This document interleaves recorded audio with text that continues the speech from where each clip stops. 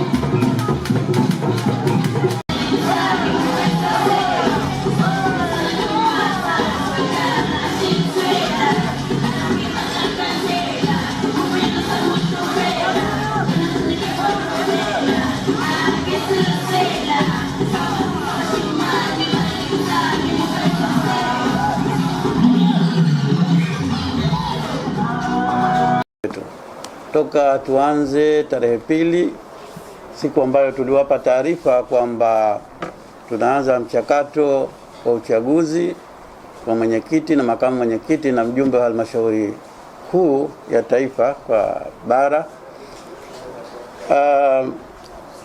Tarehe 4 tulisema kwamba tunaanza mchakato wetu, na tarehe 4 alikuja mgombea mmoja kuchukua fomu ya makamu. Tarehe 5 jana alikuja mgombea mwingine akachukua fomu ya mwenyekiti, na leo tumepata mwingine ambaye amekuja hapa kuchukua fomu. Atatueleza kwamba anakuja na nia ya kugombea nafasi ipi katika hizi. Aliyepo mbele yenu hapa ni ndugu Hamad Masud Hamad, ambaye yeye leo kaja hapa kuchukua fomu. Kwa utaratibu wetu, kwanza tuone kadi yake ya wanachama, ambayo tuone kwamba yeye amekidhi vigezo.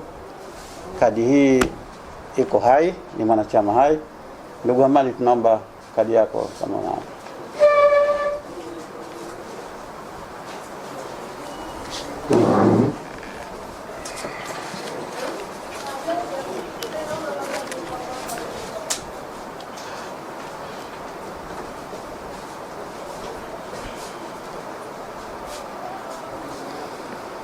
Ndugu Hamadi ameshalipia kadi yake mpaka mwaka 2025. Ni mwanachama hai. Kwa hiyo kigezo hichi amekipita na hana wasiwasi wote, ni mwanachama hai. Kwa hiyo ana haki ya kupewa fomu. Manake angekuwa hapa hajalipa, tungemrejesha kwanza, tukamwambia kwamba aende akalipe. Lakini hichi bila. Asante sana. Jambo lingine lilofuatia ni kwamba anafanya registration tu hapa kwanza katika fomu yetu. Ndugu Hamadi, utaandika jina lako kamili,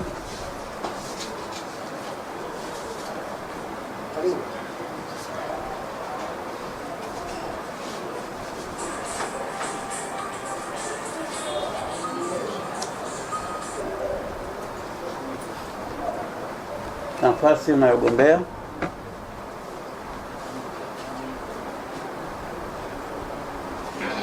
nambari ya kadi ya wanachama, na hapa tarehe ya leo.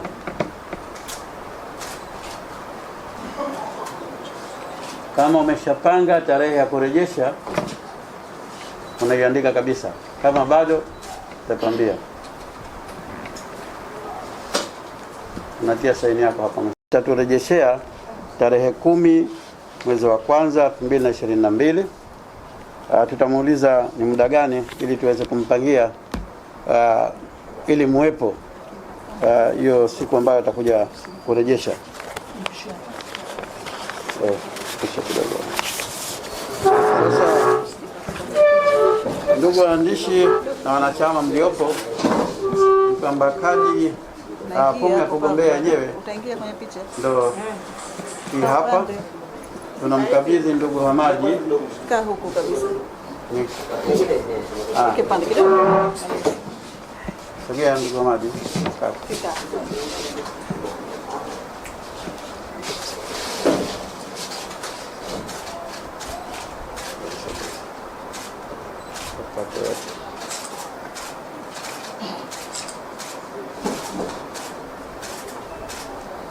Pamoja na kwamba amesema atarejesha hiyo tarehe 10, lakini tunakumbusha kwamba tarehe ya mwisho ya kurejesha ni tarehe 17.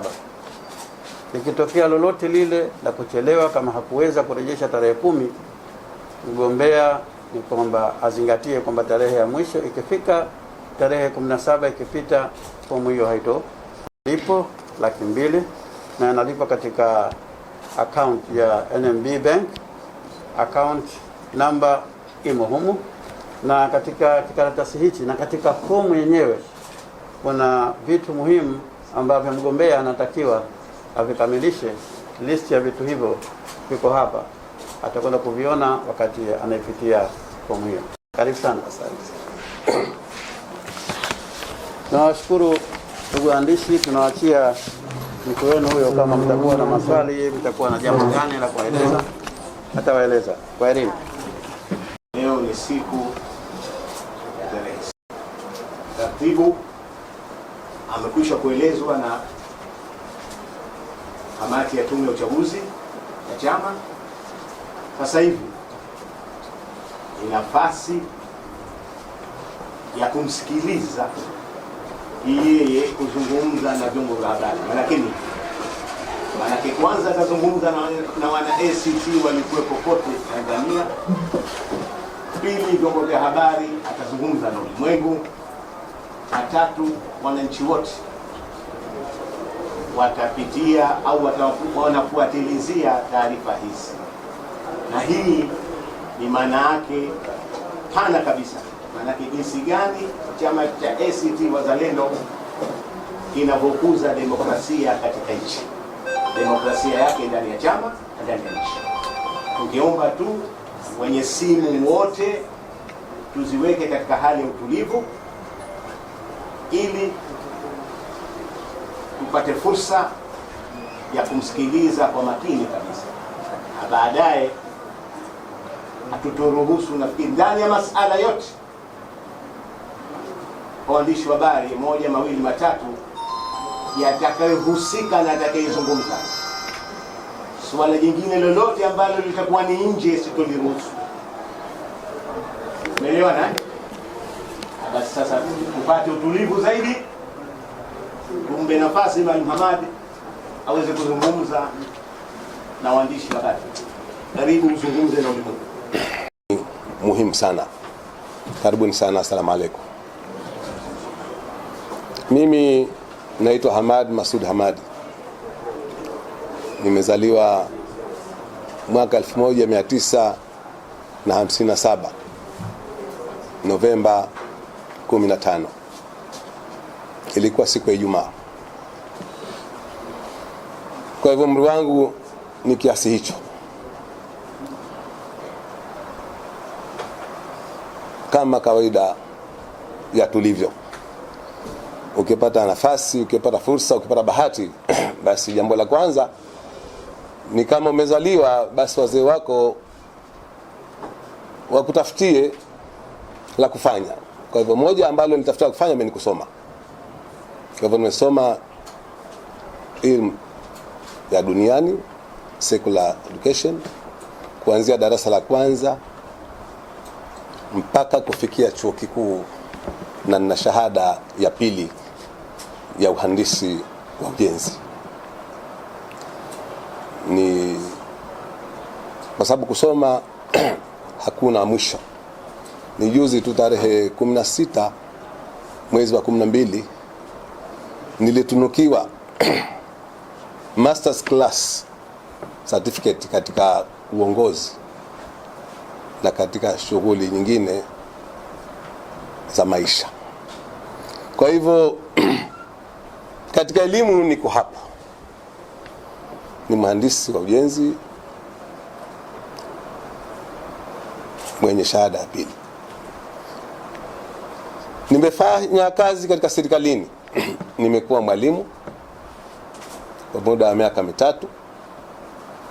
Nikaenda masomoni. Niliporudi nikahamishiwa elimu, nikapelekwa Wizara ya Maji, Ujenzi na Nishati. Huko nilipewa cheo cha mhandisi mkuu wa maji.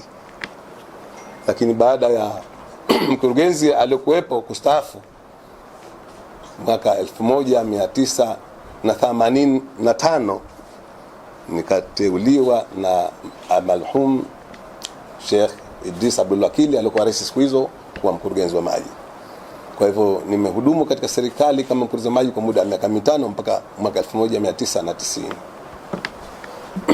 Mwaka 1990 nikaacha shughuli za serikali, nikaingia kwenye shughuli za private. Nikafungua kampuni yangu binafsi, ilikuwa inaitwa Hack Plan Limited.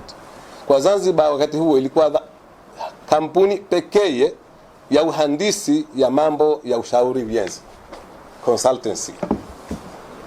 Kwa hivyo nikawa nafanya shughuli zangu kama kawaida mpaka mwaka 91 92 yakaja mageuzi haya. Mageuzi haya yalikuja mimi na kampuni, na kwa sababu niliingia moja kwa moja kwenye upinzani hata kabla haujaanza vizuri. Kampuni yangu ile haikufungwa, lakini wale wote ambao tulikuwa tunashirikiana nao, nilikuwa na kampuni za ujenzi, kampuni za engineering nyingi tu za nje walikuwa wanashirikiana mimi katika shughuli nyingi za ujenzi hapa Zanzibar na hata bara. Miongoni mwa shughuli ambazo kampuni yangu na kampuni ya kigeni imefanya ni zile barabara za East Coast.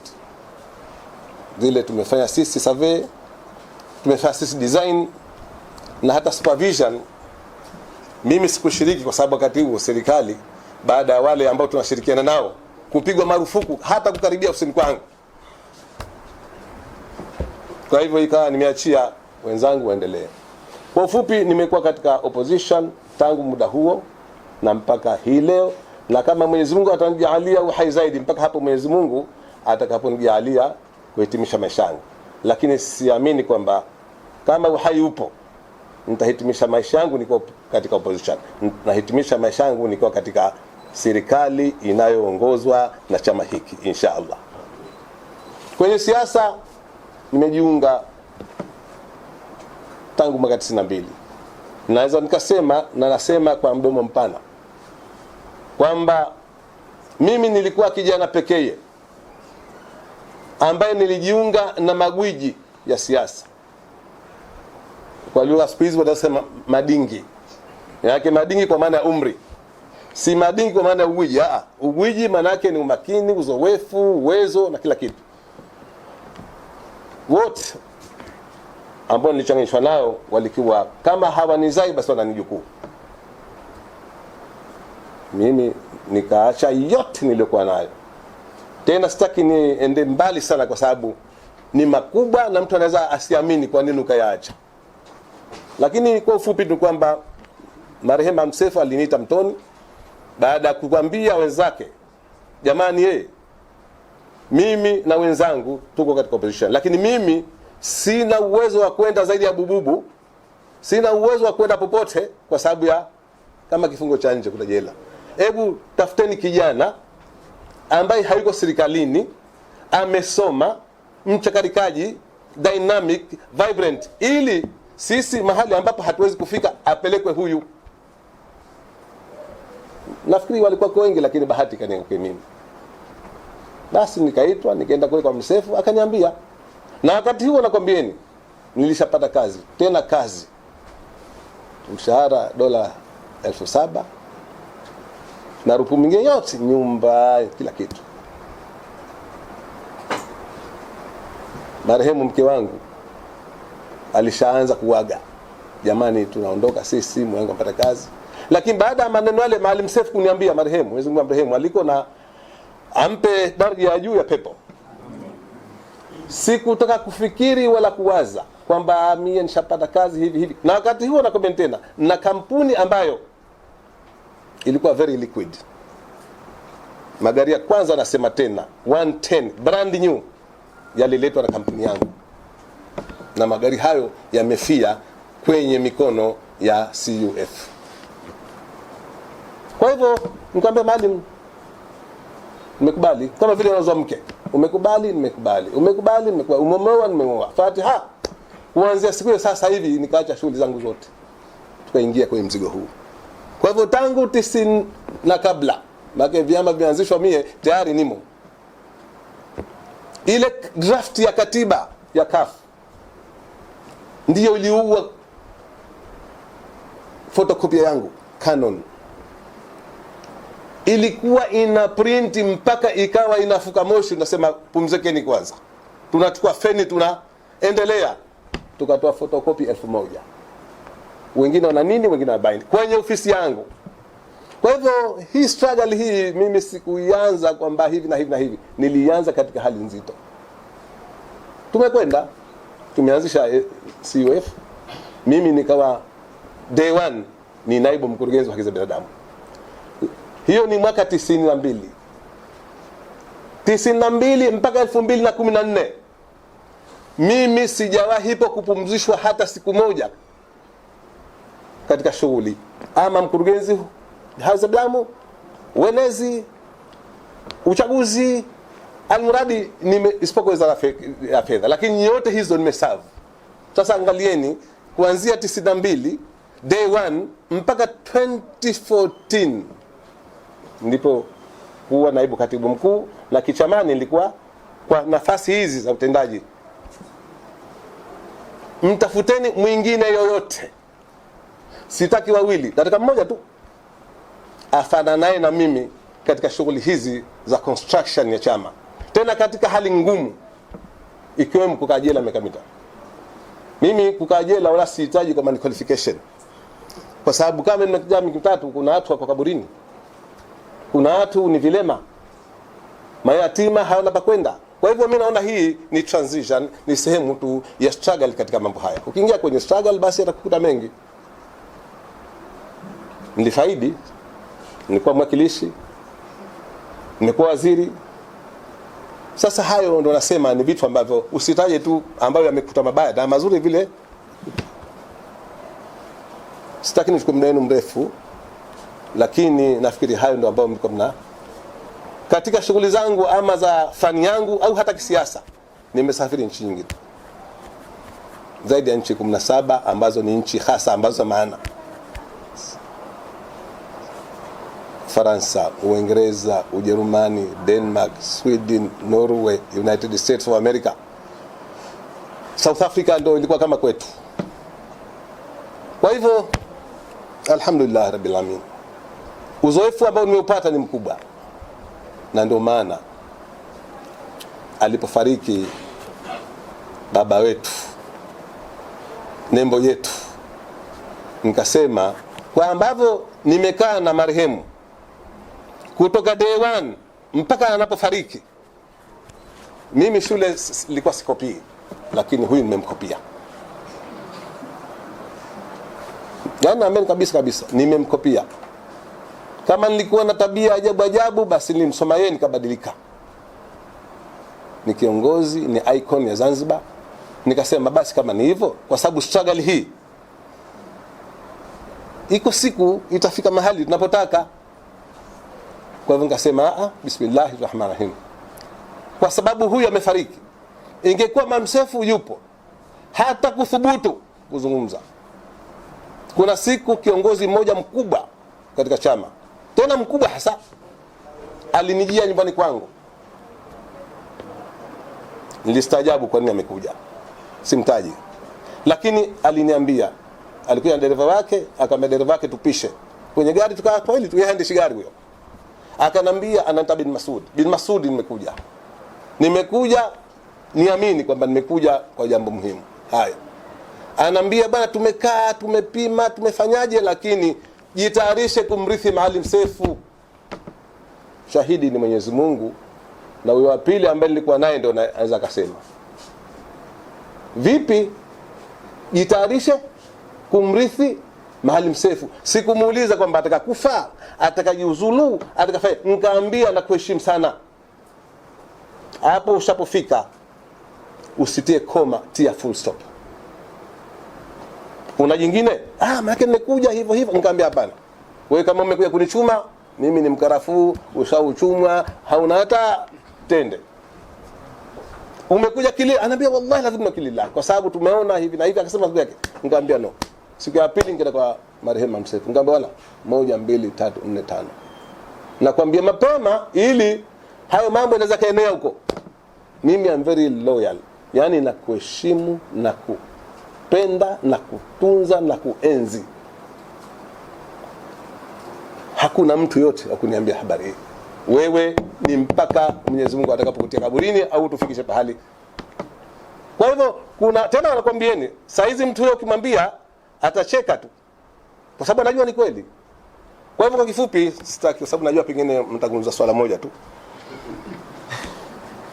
Kwa hivyo alivyokaa naona ataka sasa moja. Kwa ufupi nisende mbali sana.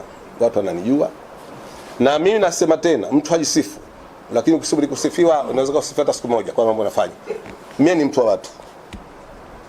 Moja ambalo nimelichota, sio kwa kijiko, kwa Paulo, ni hili kwa Maalim Seif. Mtu wa watu. Mdogo, mkubwa, masikini, tajiri, na zaidi hawa nyonge.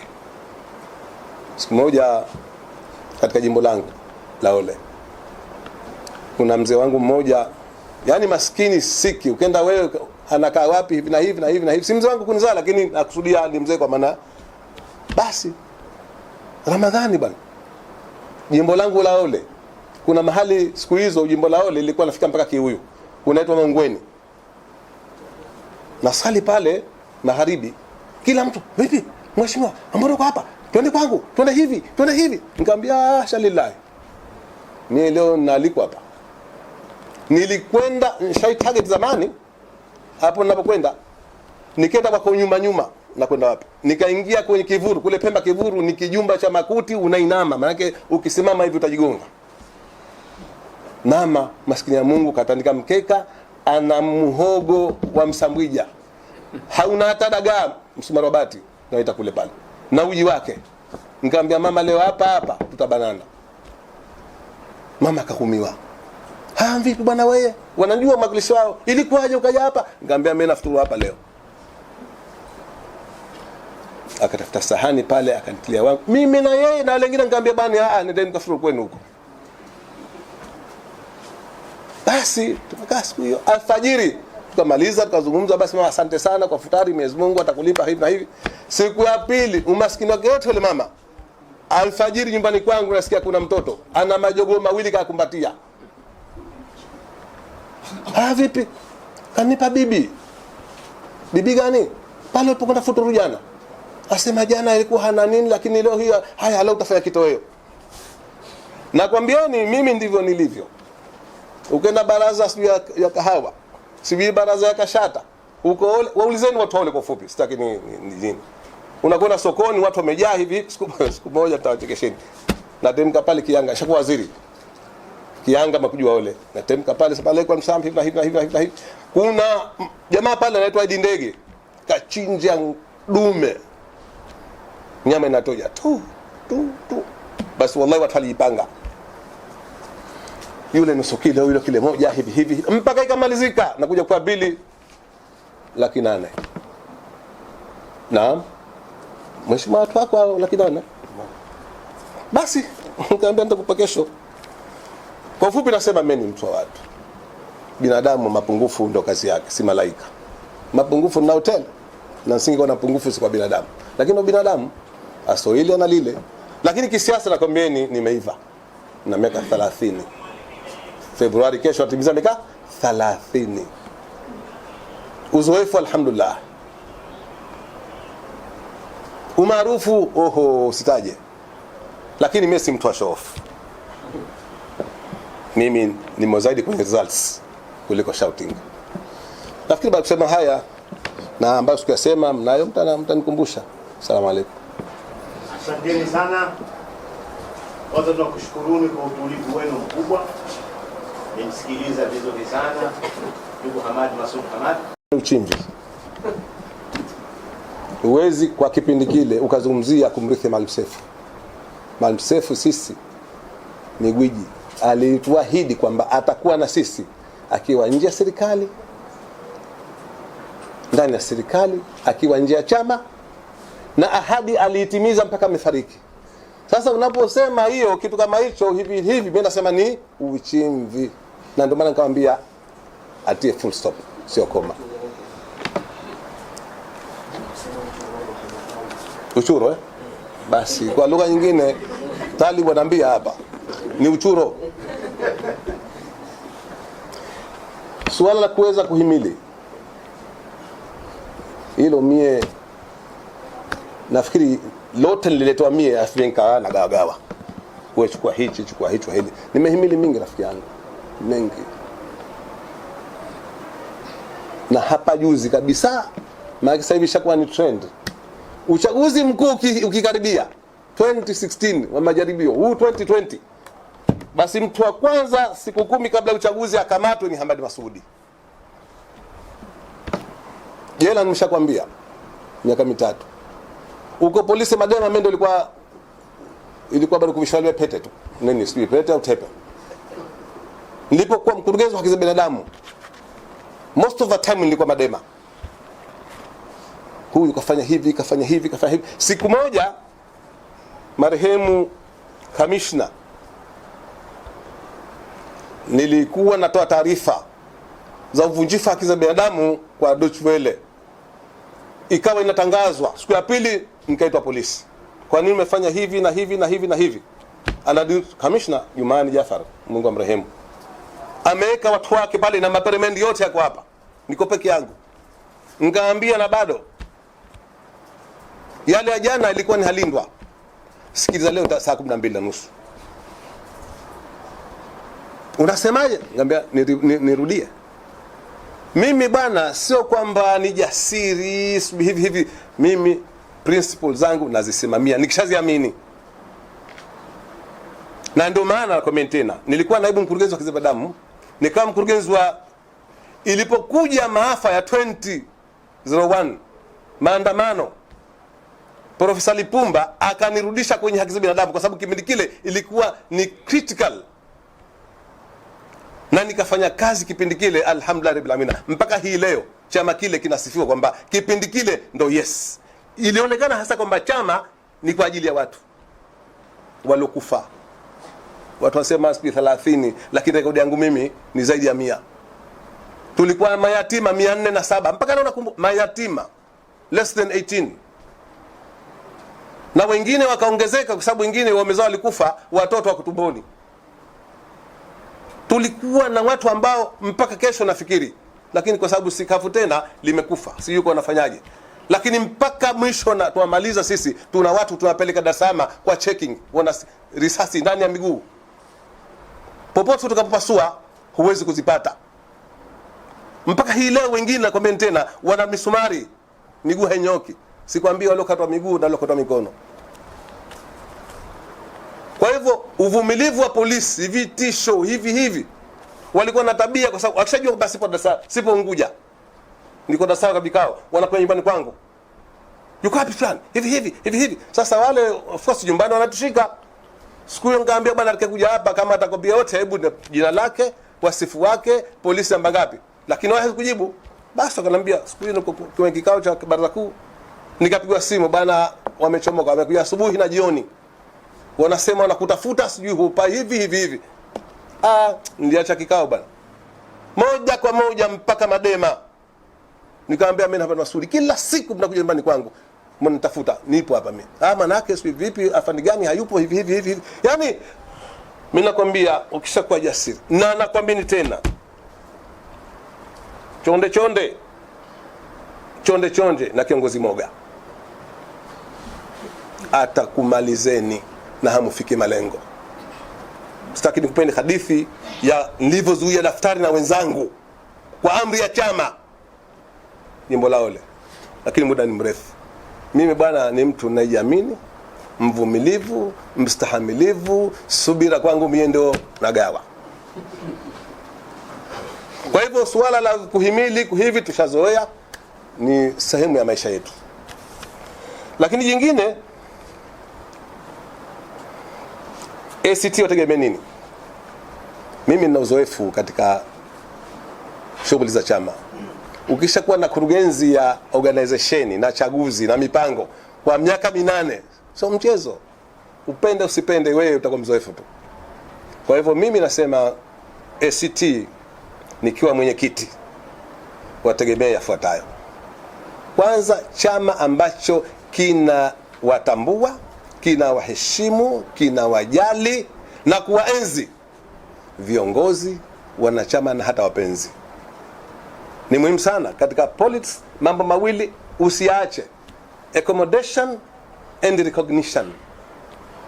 Watu wetu wote wanitolea, lakini leo kama anakuja labda pengine hata pengine kusalimia tu unamfokea. Wewe ni kiongozi, mkaribishe hata kama anato gani. Una pesa utampa, huna utampa japo mashauri. Kwa hivyo wategemee chama ambacho kitaimarika. Siasa za marehemu Maalim Seif, nasema tena, kukopi si vibaya, ndizo zitakazorudi.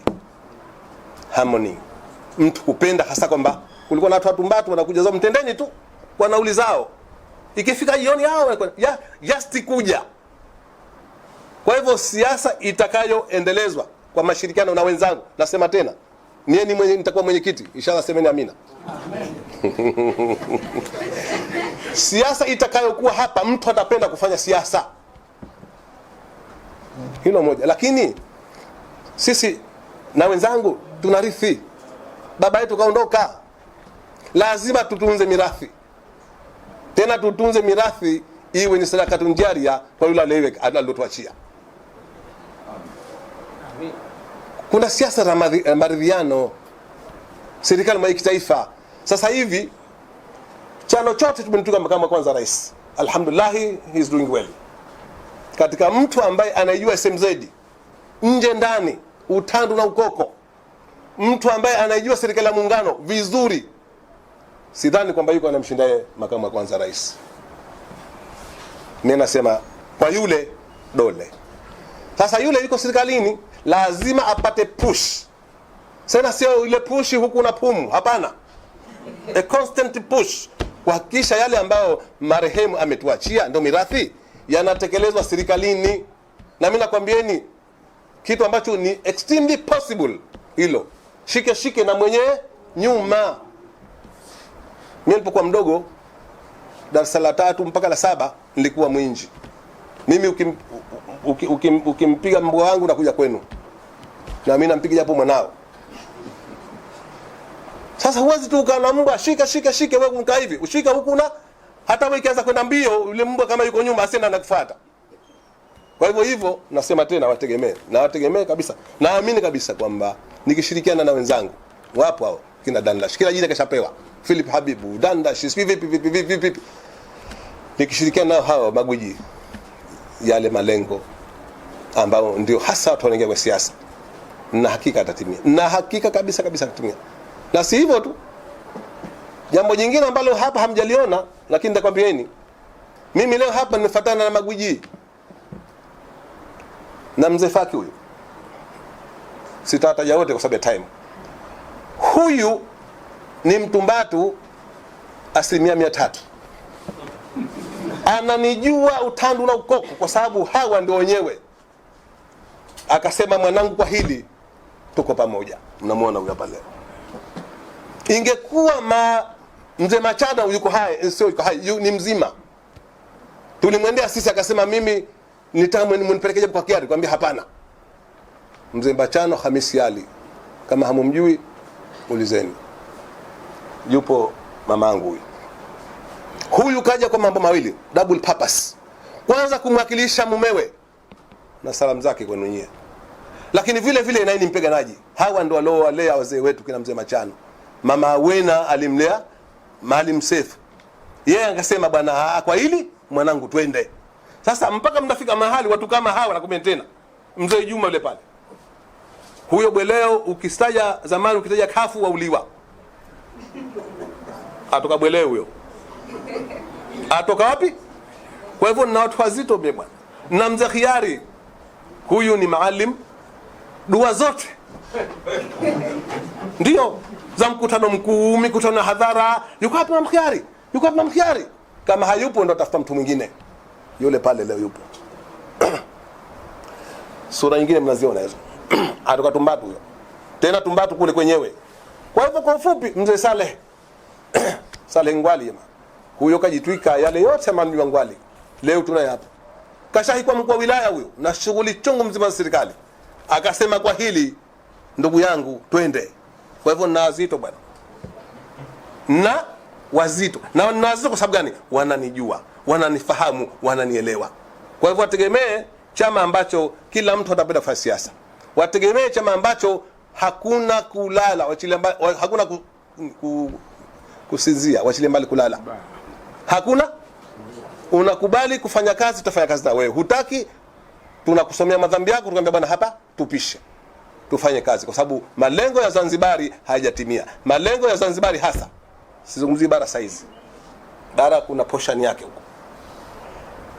Ni mamlaka kamili. Mamlaka na Zanzibar kwa Singapore. Wezunguka we, huu ndo urithi Maya katuachia. Na hii tukijali tukatoe iwe sadaka tu jaria. Itamfaa yeye mpaka siku ya hukumu huko, ataambia bwana, thawabu zako kwa jambo hili mlango ule pale Firdausi mzako.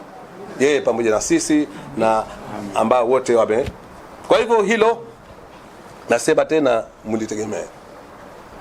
Kwa uwezo wa Mwenyezi Mungu tuombeni Mungu niwe mwenyekiti, alafu muone kama Zanzibar haitabadilika kisiasa. Kwa maana kwamba sasa hivi si uongo. Mimi ni kwenye ACT miaka 2 na sasa hivi watu wamekuwa highly disappointed. Maalim kashakufa hivi. Tunapita Mikunguni pale leo. Haya, wajua tumepita njia ile ndefu kidogo hivi. Alau siku nyingi haujafanya siasa hapa. Kwa hivyo mtu akiona vile manini vijora vime wanasema nyewe msema Seif Sharif kashakufa. Seif Sharif wote si tulikuwa hajafa bwana. Kwa mambo yale Seif Sharif hajafa. Viko Seif Sharif vidogo hapa. Nakwambieni kwa uwezo wa Mwenyezi Mungu mtafurahi, mtapenda siasa. Sina ubaguzi, sichagui, sibagui. Nikenda Jambiani na msoti hapa, atafikiri kwa Jambiani mimi nimezaliwa. Jambiani si mkujua? Mkenda kule, undai Muhammad Masudi hivi na wote. Siku moja na marafiki zangu Mangwengwe Jambiani. Mangwengwe bwana CCM. Siku hiyo nimekwenda pale Ramadhani, wamekaa hivi kwa maskani. Salamu alaykum, zikateremshwa gunia pale za mihogo. Peleka. Vipi hamjambo, salama hivi. Ngaingia pale tukasalimia. Wote nataka maisha yaendelee. Kwa hivyo mimi ni kiongozi wa taifa. Mkubwa mdogo kidogo. Watu wote mie naita boss. Hata wewe mfagiaji. Mpika chai. Si hivi. Na mwita nani? Boss, hebu na chai mbele. Sasa si boss lakini ile kwamba mimi nafikiri nimezungumzia bwana, nimekuja. Alikuwa mpaka waziri. Nasemaje? Nimetuma. Semaje? Anaambia nimekuja. Tena usio maskara hapa. Maana sasa hivi njaa kali. anaambia nimetumwa na kubwa, na sikwambie mkubwa gani mpaka utakaporidhia. Utafahamu? Haya, wasema anaambia bwana, nimeambiwa utake utakacho. Utake? Una mpaka bwana. Si milioni 50 nimeambia sijakie. Utake.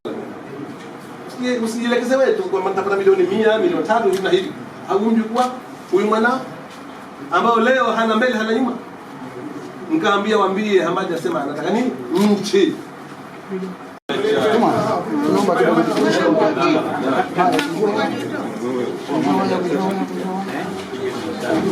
Mtazamaji wa Pena TV, tayari tumefahamu kile ambacho kimeendelea na tayari Mheshimiwa Hamadi Masudi ameshachukua fomu ya kugombania nafasi ya uwenyekiti. Nafasi hii iliachwa na aliyekuwa makamu wa kwanza wa rais Zanzibar Maalim Seif Sharif Hamad, ambaye ameacha urithi mkubwa, na moja kati ya urithi ambao ameuacha ni kuitaka Zanzibar kuwa katika mamlaka kamili, jambo ambalo pia limezungumzwa na Mheshimiwa Hamadi Masudi. Ana malengo makubwa na Zanzibar, ana malengo makubwa ya kizalendo na taifa. Sasa katika yote ambayo ameyazungumza, kikubwa zaidi wananchi pia amesema wategemee makubwa kutoka kwake. Hii ni Pena TV, mimi ni Salim Mubarak Mungwana. Usisahau kusubscribe, like, kushare na kucomment Pena TV.